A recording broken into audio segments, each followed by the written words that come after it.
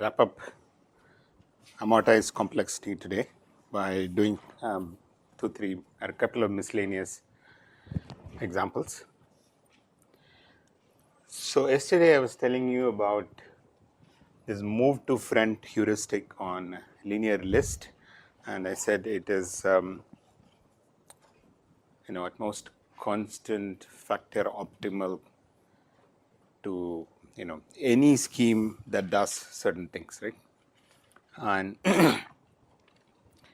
it's interesting because something like that is open in the world of binary search trees, and that's known as the dynamic optimality conjecture. So let me state the claim and we will prove it using again a potential argument. So it's nice and simple. So what is the problem? We have a list of n elements.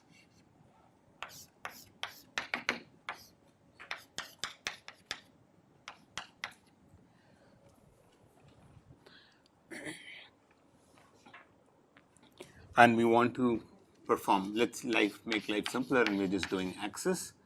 So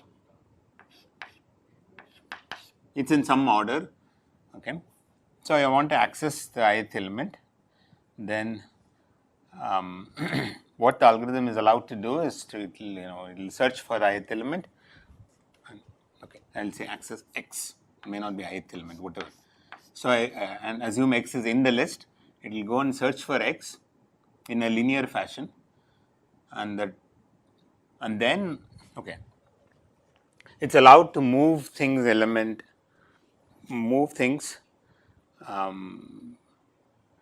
in whatever way necessary the algorithm feels like at a cost. Okay, so what the algorithm will do is it will just search for and it will find x here, and maybe the algorithm, an algorithm that knows the future, knows what requests are going to come later, and so accordingly it may just go and after accessing x, it will do some transpositions, right? It will move things. It might move something and readjust it, and every so what is the cost? Okay, so access element x, right? And then the scheme of the algorithms we are going to look at is and then do transpositions.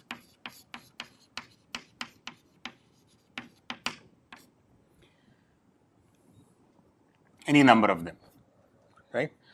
So this is the class of algorithms where we are going to work with and compare our heuristic with this class of algorithms. And what is the cost? Would be number of elements before x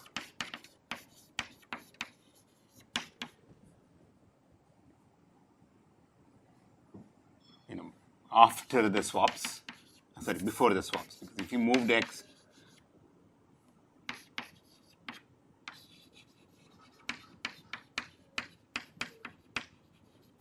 basically if x was somewhere here, this is the cost, plus every transposition is also going to cost you something.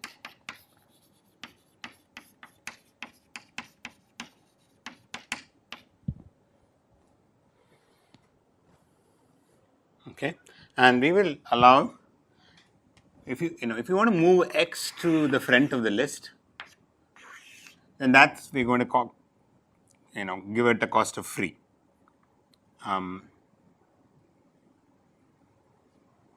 So let's say it's free exchange if x is moved to the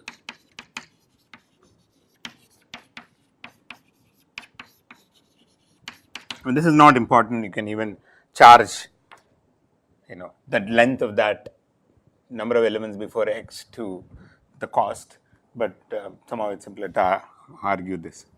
So this is the class of algorithms. So you want a class of algorithms where it just goes and accesses element and in time proportional to where it's there, and then you are allowed to do whatever, and everything costs you something. unless you just want to move x to the front, that's like a free cost to you.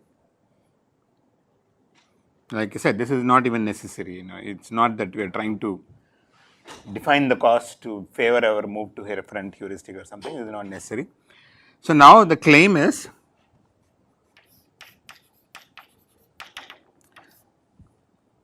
MTF, the move to, so cost of MTF, what is this? So what I am going to do is that whenever I access x, I'll take x and move it to the front and nothing else, okay? And the total cost would be exactly number of elements before x, because this is free anyway. Now this we claim is at most 2 times cost of any other, or let's say opt. I mean, this opt strategy may actually know the future, and it might just say, oh, I'm not only going to move x, I will also know that maybe next 5 requests are going to be for these elements, I'm going to move them closer or something like that. So it might just do that. It knows the future. But of course, whenever it just does the transposition, there is a cost for it. And this is over a sequence of operations, right? For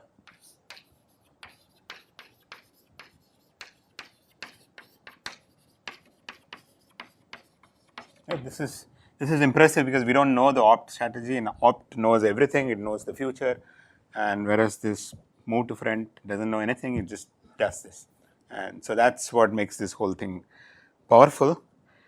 And the conjecture about splay trees is exactly somewhat similarly. We are as soon as we access the node, we keep moving, do these controlled rotations to move it to the root. The overall cost is, it's believed or it's conjectured, is some constant times overall cost of any other strategy which after accesses it just does some moves anywhere at a cost of you have to count the number of rotations as the cost. What we saw was that last time that actually splay achieves optimum cost with respect to static optimal whatever that cost is. But this is even more powerful, right? So in this case, the static optimal, remember we saw that if I know x1 is accessed with f1 frequency, x2 with f2 frequency and so on, the static optimal thing would just do some pre-processing, arrange them in decreasing order of the frequencies, okay? But this is saying even more. I mean, the static optima, we rearrange it and then that's it. You're not allowed to do anything. But here I'm just saying, no, after accessing, you are allowed to do some moves based on your knowledge of the future, for example. But even then, this heuristic. So is the setting and the cost and the model, everything clear? Okay, so now we are ready to show this.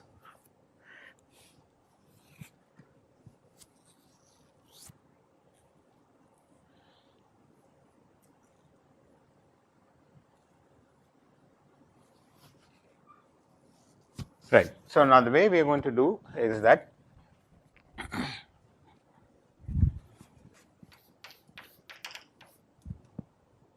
so we will show that the amortized cost of the ith operation is less than or equal to of my move to front is less than or equal to 2 times the actual cost of opt. And right.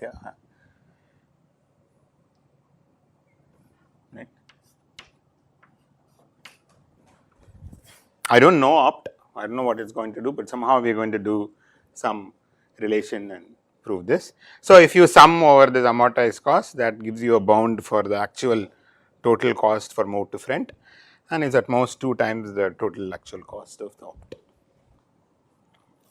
So we will show this only for this ith operation, okay? Right? We know that the sum of the amortized cost is equal to sum of the actual cost plus the potential difference, and so that gives you a bound for this sum gives you a bound for the actual cost, and this is the claim. Okay, so now let's how do I show it? I'm going to just define a potential and then plug it into the formula and things will follow. Okay, so this is due to, again, Slater and Tarjan, before they discovered this play tree thing. Okay, so what we're going to do, so here is my list before the ith operation. Then I do my ith operation and I get this, right? Whatever axis of move to front. And here I have the opt configuration. Let's call it this. I don't know this because I don't know what opt will do, but we'll. So my ith axis, let's say, is accessing this element, some element t here. So move to front will move t to the front and then move the rest as they were here.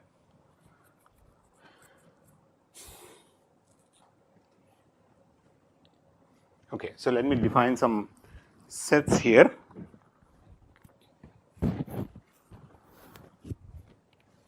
Okay, so this has some set A and B. I'll define what is. So A is set of elements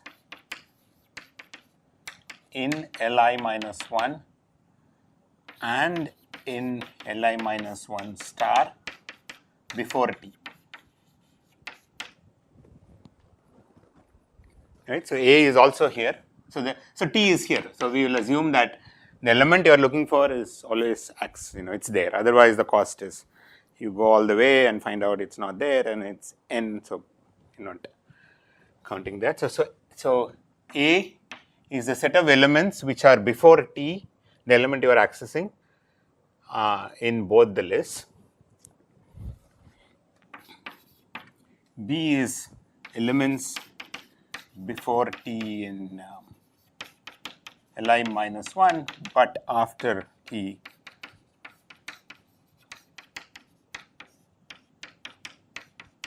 so there is B here, and you can guess the other two sets I'm going to do. After T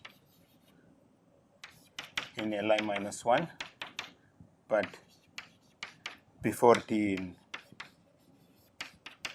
Li minus 1 star. Okay, so this is C.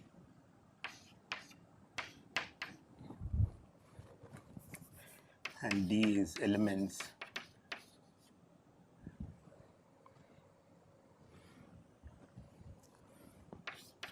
after T in Li minus 1 star and before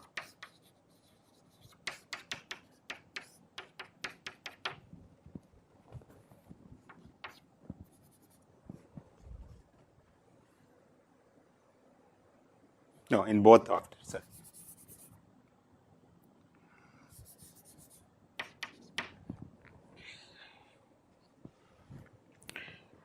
So now I'm going to define the potential. So let's make some. So what is the actual cost of move to front?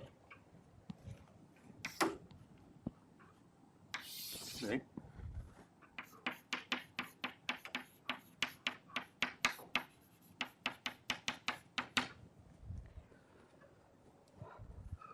Yep.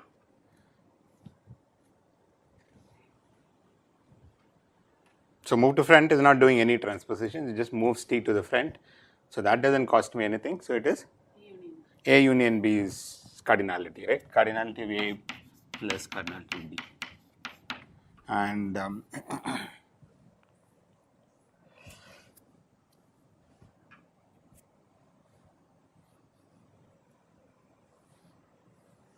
okay. So now I'm going to define the potential, and what is the idea? The idea is that if this A union B is very large, if I am spending a lot of time, then somehow I want the potential to drop considerably, right. That is the whole idea of the amortized complexity, right. So, the potential I am going to define of this list is the number of inversions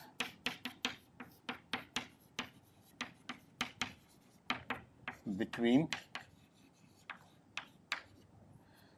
the move to front list and the opt list. So, between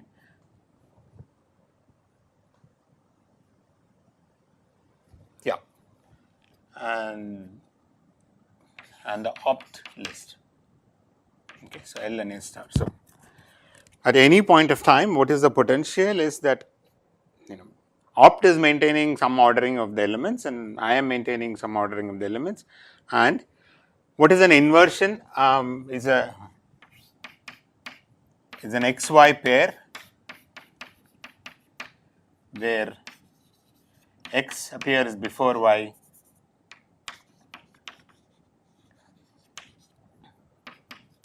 in one, but after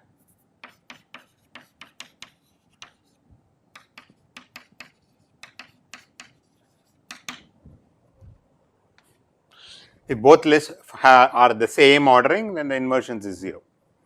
Okay. So, how many pairs of elements which are appearing in different order between move to front list and the opt list, which I do not know, okay, but that is okay. This is all for analysis.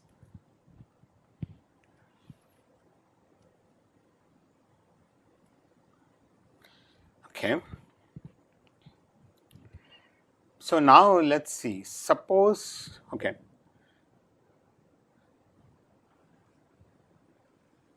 Okay, so suppose opt, so this is what move to front will do. Suppose opt does not do anything, okay, after it accesses T, suppose it does not do anything, okay. Opt is you do not know opt strategy, it might not do anything, it might move T to the front or it might do some transpositions, any of this is possible. But for now, suppose opt does not do anything, then can you tell me the potential difference, right, if opt, or what I mean is if Li minus 1 star is equal to Li star, then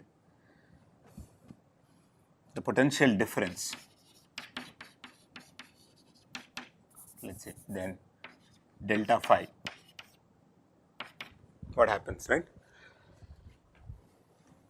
So, now remember move to front has this picture because T has come here. So, now how many things are out of place and different in Li and Li star, or what is the change? So, look at the set A. Now, A was appearing before and after, so that is not a problem. Look at B, right. Elements in B appeared before T in Li minus 1, but appeared after T in Li minus 1 star. So, they contributed to this inversions, right, before. But now, after I moved it, everything in B also appears here and appears after T there. So, that would be a drop in the potential. The number of inversions would have come down by B. Agreed? See, the only thing you need to worry about is what the inversions are with respect to T, because the others do not change their relative position. So, whatever was there will remain now also and they will cancel out. The only thing you need to care about is with respect to T what happens. With respect to T, the set B was contributing to inversions before, but not anymore, because everything in B appears after T here as well as after T. So, it will be a minus B. What else?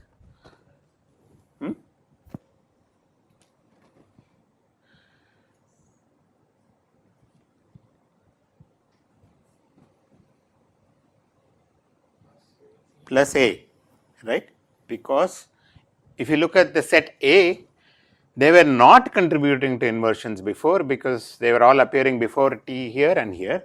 But now after you moved, the set A is appearing after t, but if you nothing op doesn't change, they are appearing before A, before t. So it will be plus A, and that's it, right? Because t moves here, so you only have to worry about t's inversions with respect to A and B. Everything else remains whatever it was before, right?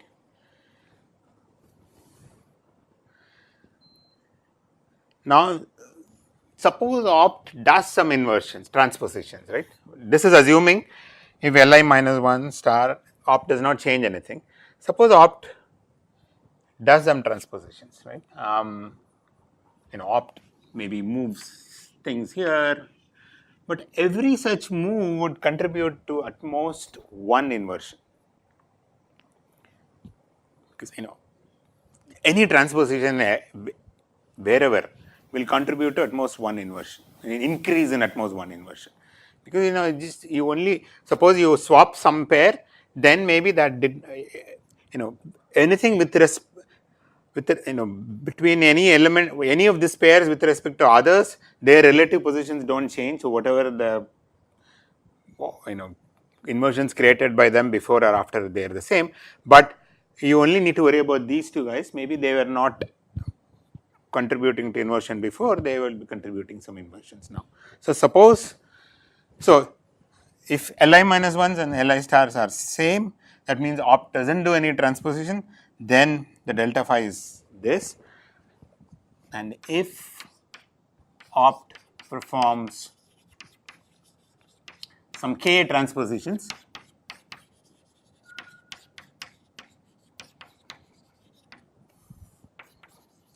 then delta phi is at most cardinality A minus cardinality B plus k. Each of them may contribute to at most one. In fact, the other case, if opt moves all the way t to here, it's a zero cost, and one can see that actually the potential is even going to come down, because even this A which was causing inversions are not even, the additional inversions are even not there. Okay. So my overall claim is that the potential difference after opt has done its transpositions, then between here and here, the potential difference is at most this. So we are ready to show this. So what is the amortized cost?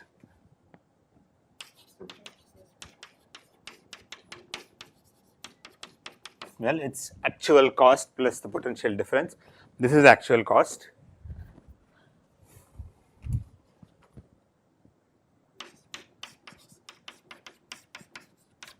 And the potential difference, which is less A minus cardinality of B plus K, because I said delta phi is this. Okay, thankfully the B cancels, and that is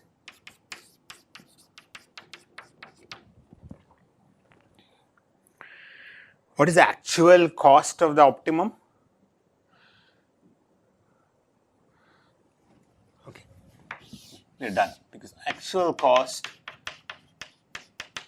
optimum takes, well, I don't know, but in optimum t is here, so it has to go and traverse through all of this. It's cardinality of A plus cardinality of C.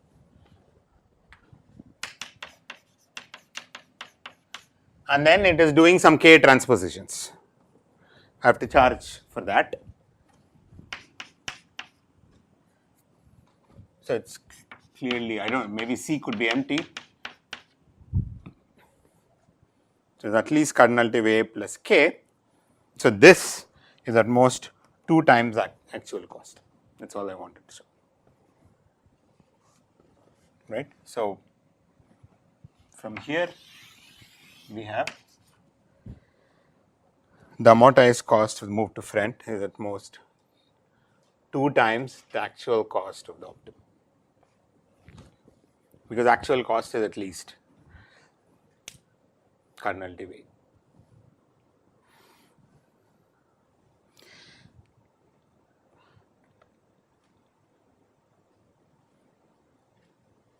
So somehow, I mean, the idea is that if you are spending, if t is so far away, the accessed element is so far away, then there's a huge drop in the potential, which means that is you are going closer to the opt thing that subsequently you and opt will more or less spend the same amount of time. Okay, that's the idea it's saying.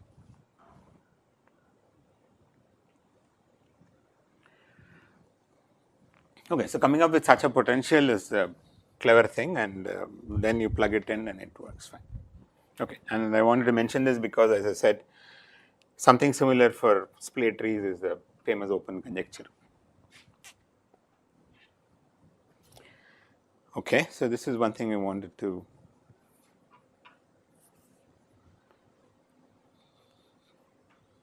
discuss. Okay, and then next thing I wanted to do is some different forms of heaps, which are mergeable, and we get some amortized performance.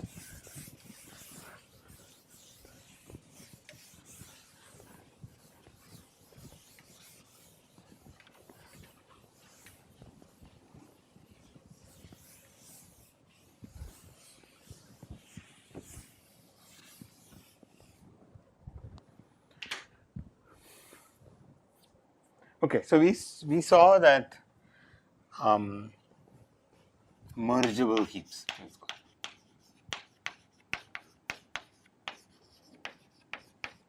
Okay, I'm switching gear here, and as I said, it's going to be a miscellaneous set of topics we'll do today.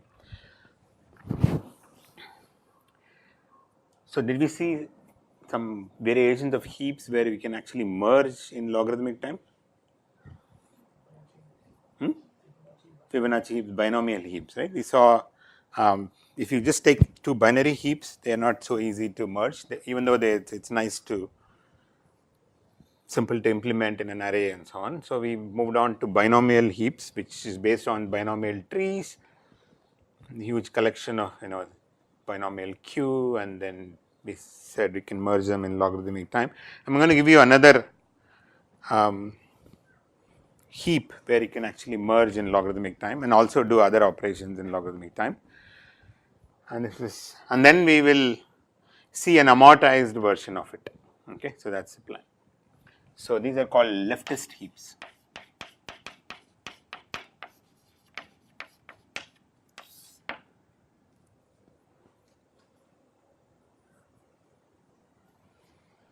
So it's a binary tree with values on the nodes satisfying your heap property. Okay, min heap, max heap, whatever the value of the parent less than value of its children and so on, right? But the structure of the shape of the tree is going to be where the difference is going to be.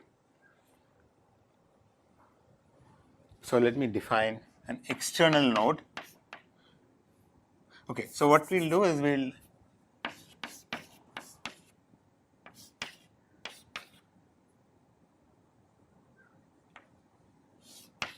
okay, so suppose I have a tree like this.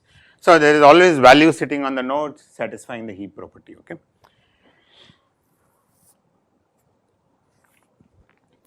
I'm going to make it like anybody which doesn't have two children, I'm going to make it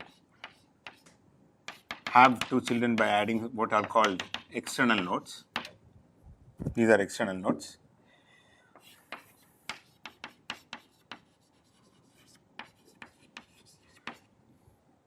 And for any node,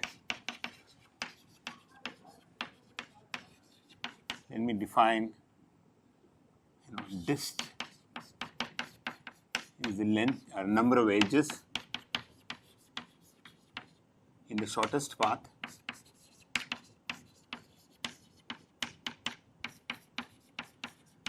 from x to an external node.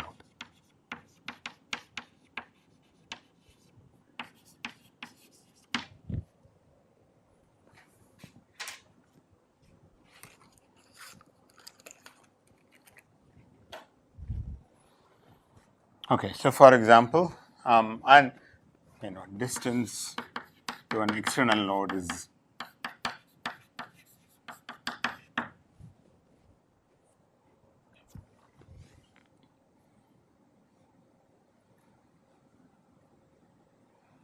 So this distance would be, for example, 1, this would be 2, this would be 1, 1. Okay, so here also would be 1 because I can just add this.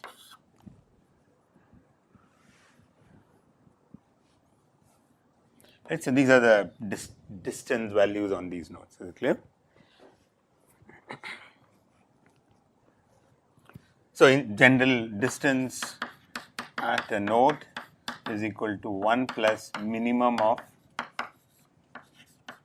distance of its left child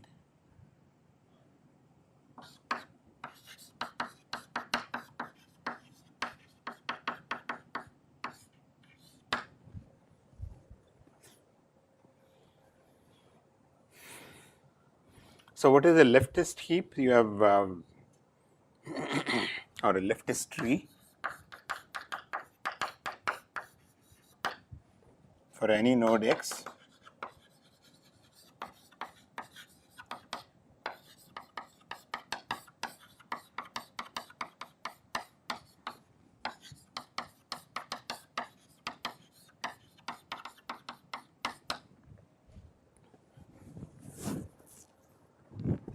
So always the right path is the shortest path. Okay, so is this a leftist? What I have drawn, is it a leftist heap? So leftist tree, and what is a leftist heap? Well, you know, structurally it is a leftist tree, and the values satisfy heap property. Okay.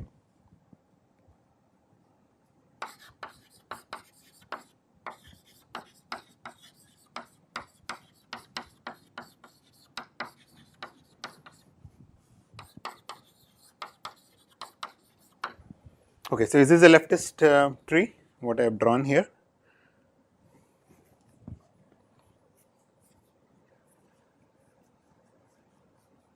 Looks like, because if you look at any node, the distance on the left is greater than or equal to the distance of the right.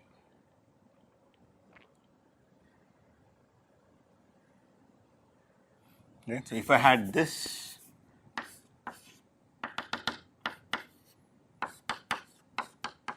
then it is not a leftist tree, because here the distance is 1, whereas the distance here is 0. So, but if I swap it this way, then it becomes, okay, this is, yeah. Okay, so now I'm going to, okay, let's write some useful property of, so the height of the leftist heap can be large, but what? Something is small.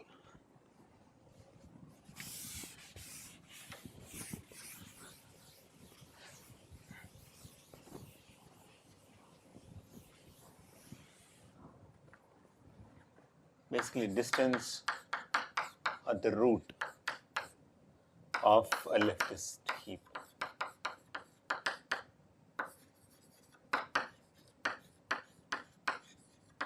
This is at most some log n.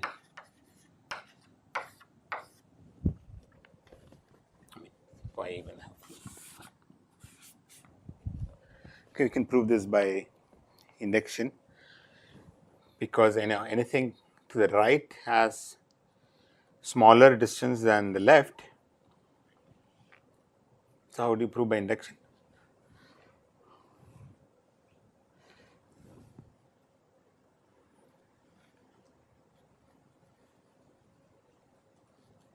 We've seen this kind of thing several times. So how would you show, whenever I want to show, how do you show height of a completely balanced tree is log n? Yeah, you just turn it around and say if the height is k, then it has at least 2 power k nodes, right? 2 power k plus 1 or something. Same thing we'll do, right? If you have the distance, okay, so I'm going to say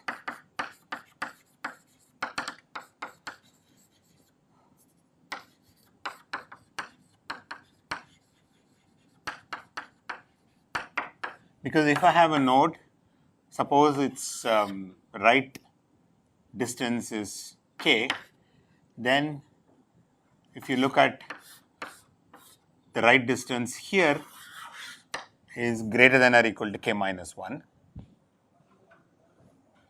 because it can't be less, because then the left is giving you a k. And similarly, this right distance here is actually equal to k minus 1.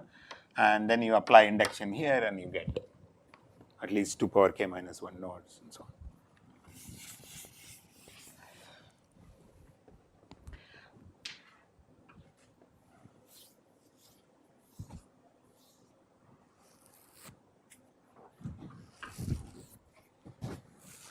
Also, once you have a tree which, it's easy to make it satisfy this condition, because, for any node, you just look at the left and right, and if the right is larger, you just swap the subtrees, right? Then the left will become larger. You don't have to do anything else. The heap property is satisfied, everything else is satisfied. So you can just go top down, and whenever you have a tree where it is not satisfied, you just have to swap the tree children, right? If for any node violated, then you just swap them and you're fine. So now we are all set. Suppose I want to merge two leftist heaps.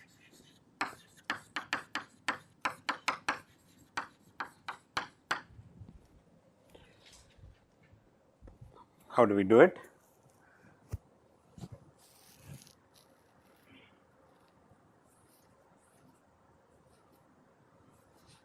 And I want to do it in logarithmic time, right? So leftist heaps, suppose n1, let's say that had n1 nodes, and h2 that had n2 nodes. If I want to do logarithmic time, all I have to do is to look at their rightmost paths. And I know that they are of length at most log n1, log n2. Merge both of them, and you get one long path. Stick the remaining subtrees as they belong to, and then fix to ensure that the whole thing is a leftist heap, right? So I have some right path. Maybe this is something here. Maybe this is nothing else. No, I can't do it because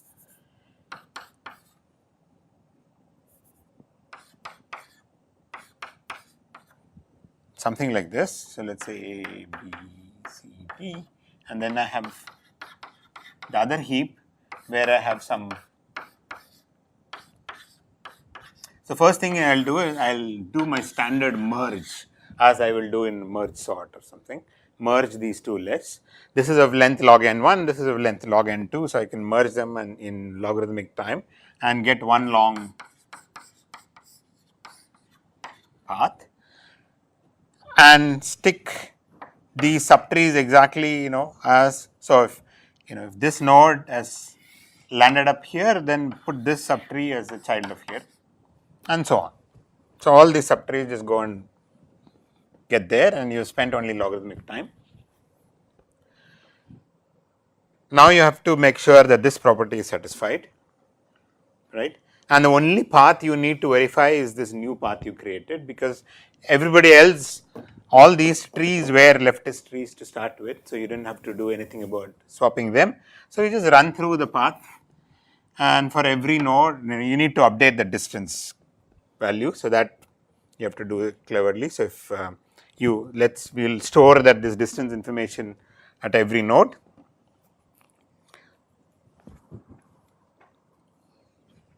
And you should be able to update them in this logarithmic time, and whenever left right violation happens, swap them. Okay, so I'm not going to get into the details, but it's fairly simple.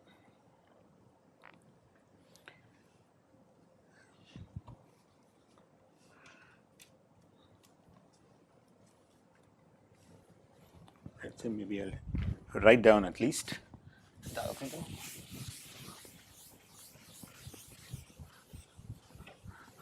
Think about how would I implement insert and delete min, right? These are the other two operations I care about in priority queue. So the algorithm is merge the two rightmost paths based on their values.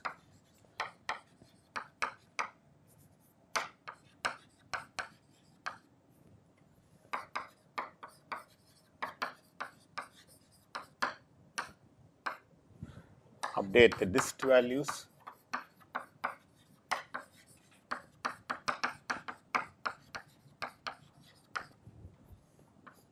Traverse the new path.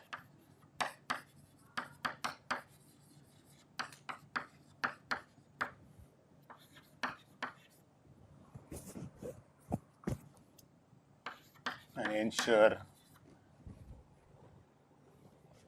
distance on the left is greater than or equal to distance on the right for every node.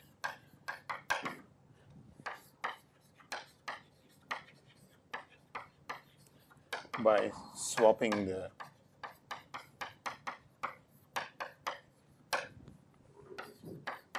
left-right subtrees if necessary.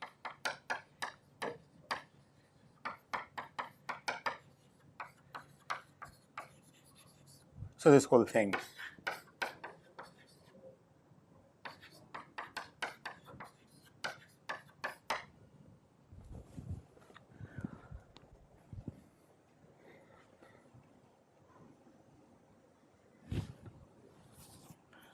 Okay, so it turns out you can use just merge to implement the other operations as well. How do you insert?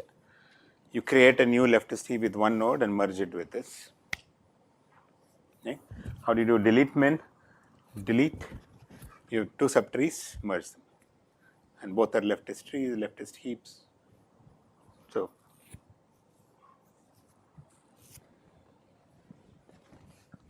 right, so the corollary is that you can do insert, delete min, merge all in.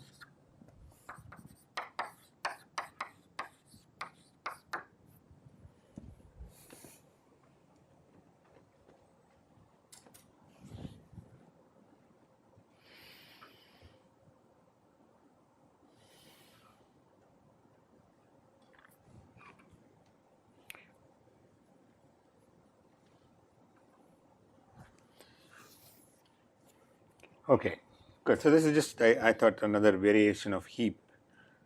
There are quite a few variations, and this is simple enough. I mean, the good thing about Fibonacci heaps is that they have constant amortized time for this decrease key operation. I don't know how you would do decrease key operation here, or an arbitrary delete element.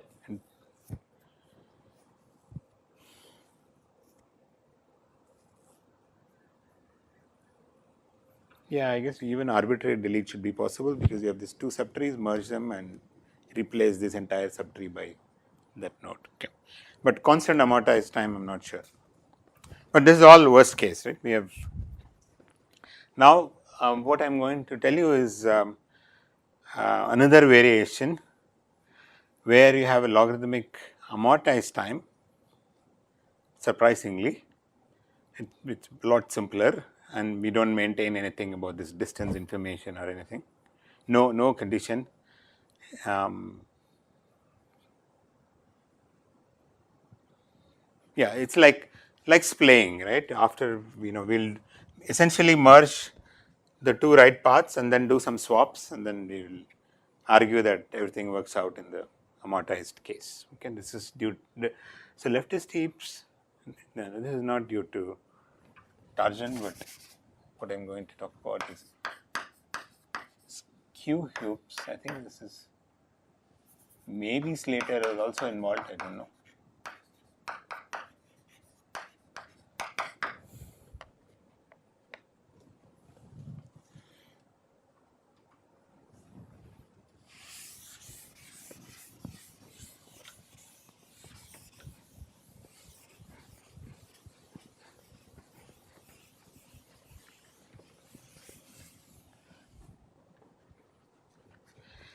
So we maintain nothing. You have a binary tree with a heap order on the values, that's all.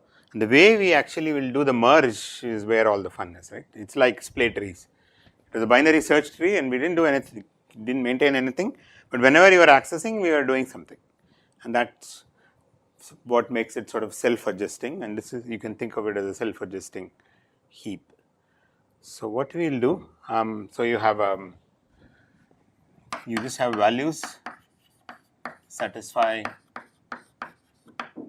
heap order. So the parent is less than the value of its children, and that's all. And how am I going to do merge?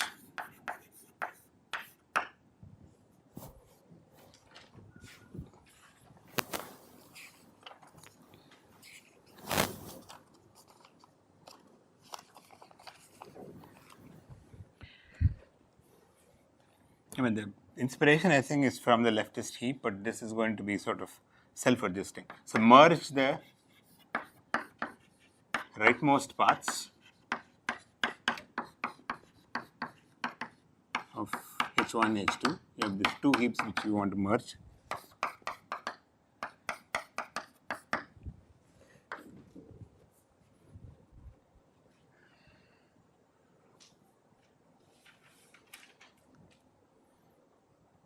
Now, if I just leave it here, I have a problem because the rightmost paths are going to become bigger and bigger, causing me a high cost in future.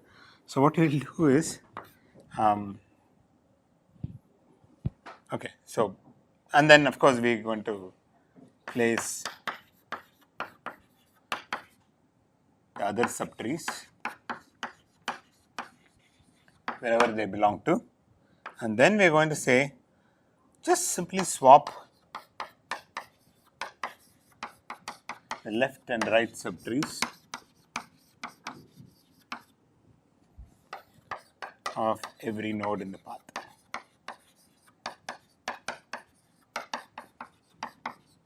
Except the bottommost. I don't know why, but let me see.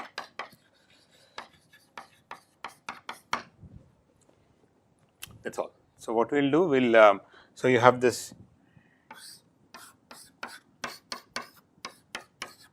and then here is another. We're going to merge these two and you get one big path. And so I'm going to stick the rest of the trees.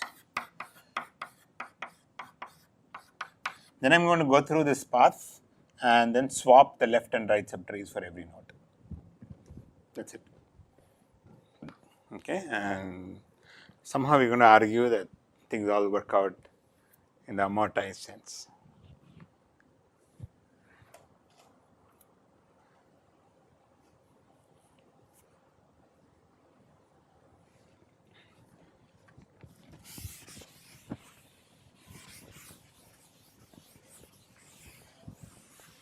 So the trick again is to come up with some potential function.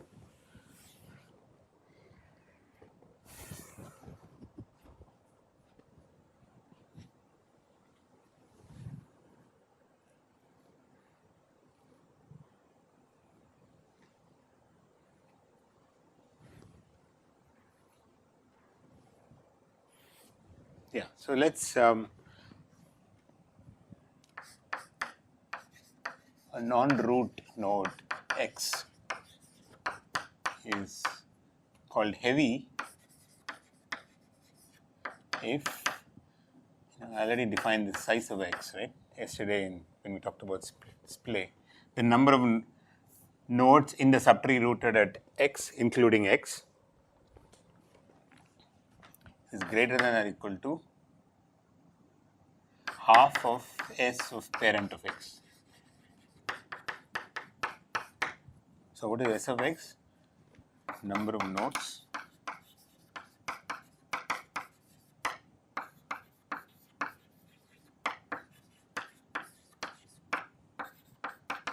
so when we say the subtree, that is including x. Okay, and it's called light otherwise. Actually, I think I want to say strictly more than half. Probably doesn't matter. But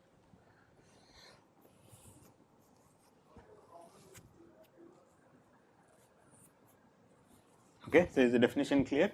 You have this tree, and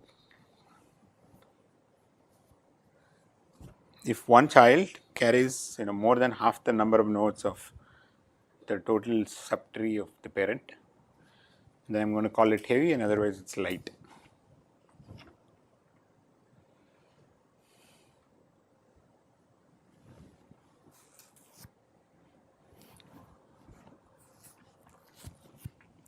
Okay, so here is a little observation. See if it's easy. What can you say about number of light nodes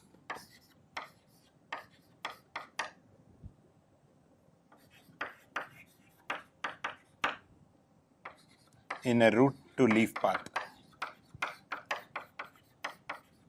right, in a tree on n nodes?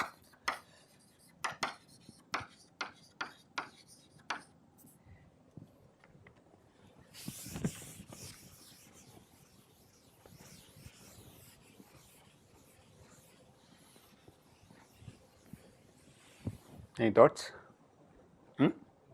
Log n, okay. Why?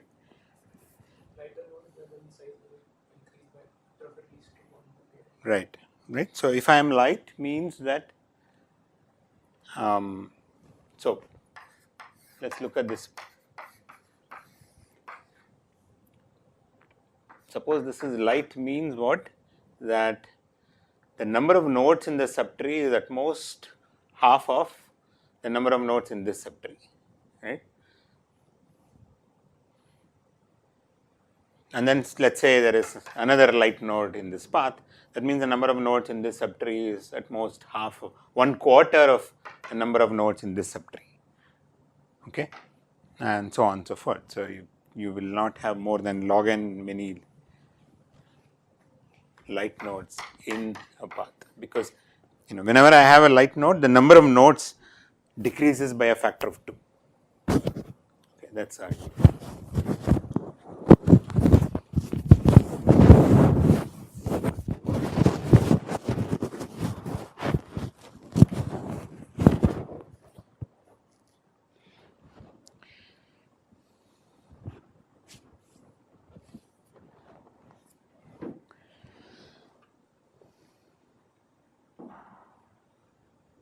Yeah, so now let's see. So suppose, so what I have to come up with a potential, and it's going to be based on all this light heavy kind of nodes. So if I spend, if I spend some h1 plus h2 time for my merge here, I want to sort of kill this cost using potential, right? So no, I don't want to say, okay.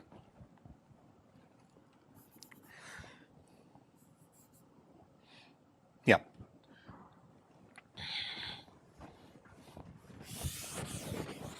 Okay, so the potential, let me just say it. I've been sort of trying to give some intuition. Number of heavy nodes that are right children.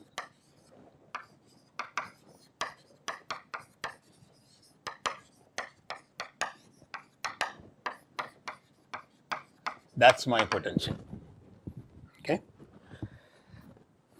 So in my tree, I look at, so the heavy nodes are the ones which are causing problem, because that can be large, because I know in any path the number of light nodes is small within my bound I want logarithmic. So it's just the number of heavy nodes which can be. So if I look at this, when I am trying to merge this two right paths, suppose h1 is the number of heavy nodes here, and h2 is the number of heavy nodes here in that path. Okay. Of course, there are more nodes here in that path, but that number is not more than log n1, log n2, because the light nodes, this observation says, So the actual cost is h1 plus h2 plus some logarithmic cost, and I want h1, h2 to be killed, right? And But now by doing this swapping, I am going to move them to the left. Whatever which are heavy, they are not going to be right heavy, right? These are not I am not just counting number of heavy nodes at a right child. So by doing the swaps, these guys which are heavy on the right are going to become left children. So that I am going to kill that H1, H2 by using my potential. But then I am going to have some new heavy nodes that might show up, and I have to bound that by some logarithmic, then I will be done. Okay. So let me say what, so the amortized cost for my merge operation equal to H1 plus H2 plus, or at most, log n1 plus log n2 plus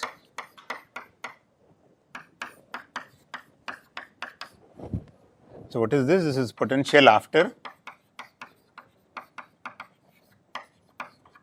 this is potential before,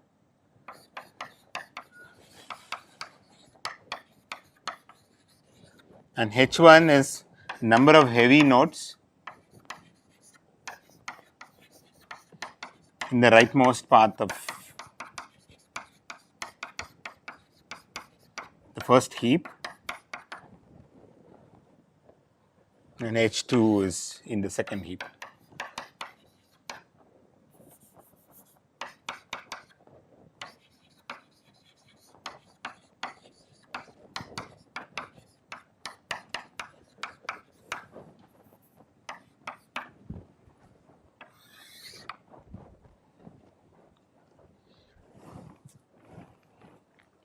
Right. So this constitute my actual cost, because actual cost is the merge cost, or whatever proportional to the length of the path, which is H1 plus number of light nodes, which is at most log n1, H2 plus number of light nodes here, which is at most log n2. So that sum plus the potential difference, right.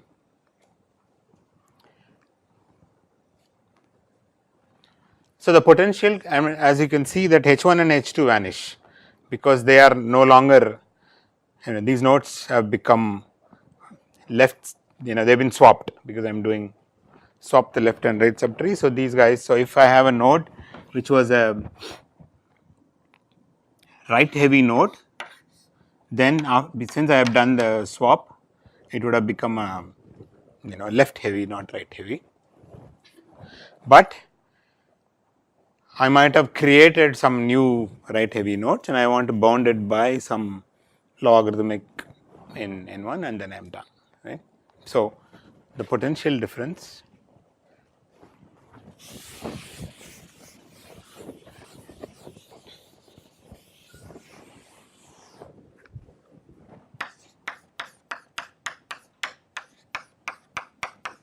so observation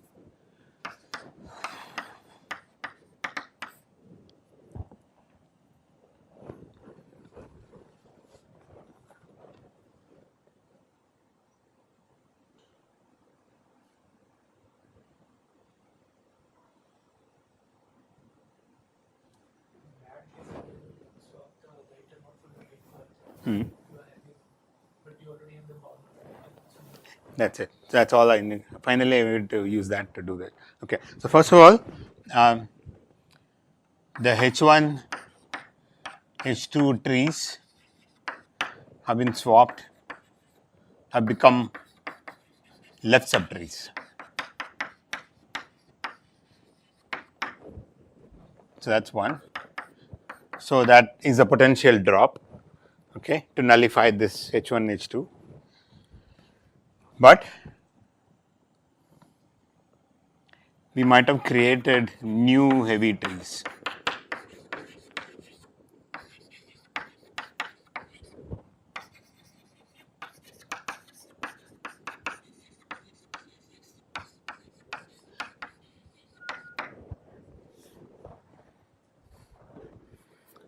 Yeah, so where are they, right? Clearly, if you look at any of these nodes, these subtrees, they remain intact. As subtrees, we have not changed them. So if if whatever right heavy or left heavy nodes there, they will be cancelling each other. So the real problem is only the subtrees of this merge node, okay, which now has actually become a leftmost path by your swapping. So these right. So these nodes, no, so it's only the sum of these guys. Yeah, if this was probably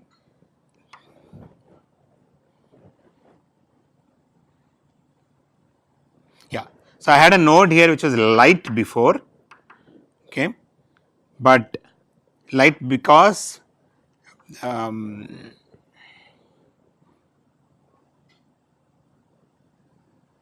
yes, this was light, but now I have moved this here and moved here. So this guy which is heavy has become a right child, and so it's going to contribute to my right heavy node. Okay. Sorry, so let me just go back. No, I said, oh, all these guys are intact and all that is not correct, because it's not just, we are not counting just the heavy nodes, we are counting those heavy nodes which are right subtrees, right. So within them, if somebody was a right subtree, they remain as a right subtree, right heavy, they cancel out. But these subtrees themselves, some of them could be heavy, but we did not count them before because they were left subtree, but now they have moved to the right subtree and we are going to count them, okay. But then first of all, they are all subtrees of this path, number one. Number two, if this was heavy, that means that this guy, if this was heavy, its sibling would have been light, right, because if one weight was greater than, strictly more than, then this would have been strictly less than. So its sibling would have been light. So but I know, so for all the new heavy nodes I have created, their siblings were light in that path, but the number of light nodes in that path is at most log. So number of, okay, so let me just add new, but they are all subtrees of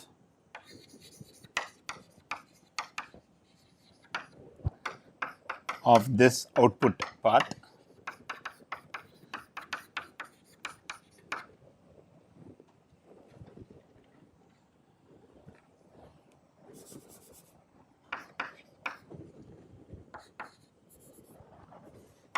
And B, their siblings in the path, the siblings are in the path, are light, hence there are at most log n or log n1 plus n2.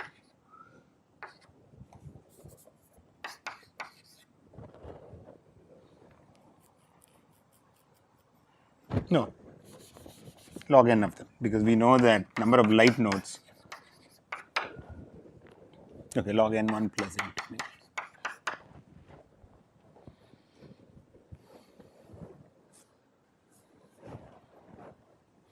So my potential drop would be,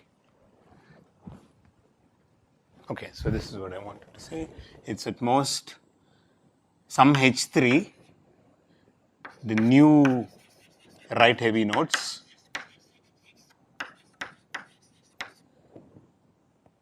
minus H1 minus H2, but what I have argued here in my B is that this H3 is at most log n. Now you plug it in here, H1 H2 cancels, and so you have another log n, so it will be at most.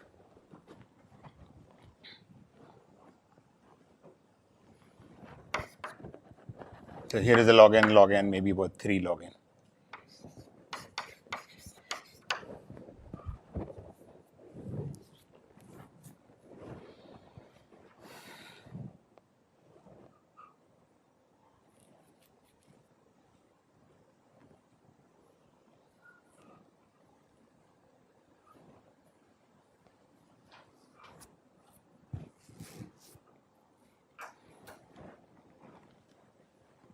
Okay, so if you look at it as a what we maintain, nothing except heap order. Just when we are doing merge, we just merge the rightmost paths and do the swaps, the left and right subtree. Essentially, if you're spending long time because the right subtree lengths are large, the potential drops, that you can use the potential in the data structure. And yeah, and if you can do merge, you can also do inserts and deletes, delete mins, exactly like what we did before. But inserting is creating a new heap and merging with it, and delete min is delete min and merge the two subtrees.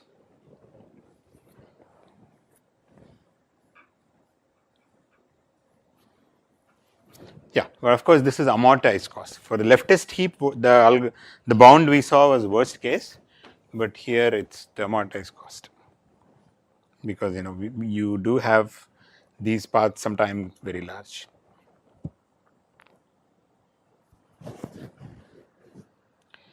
Okay, I think I will stop, and that's more or less quite a lot on amortized complexity, but it will come with us because it's not just, it's just a paradigm, right? So when we look at some other algorithms, for example in string matching or something, we will see that visualizing it as the amortized cost will help us get the ease the analysis. So, but it's just another way of useful cost measure of analyzing data structures particularly, but sometimes also in algorithms.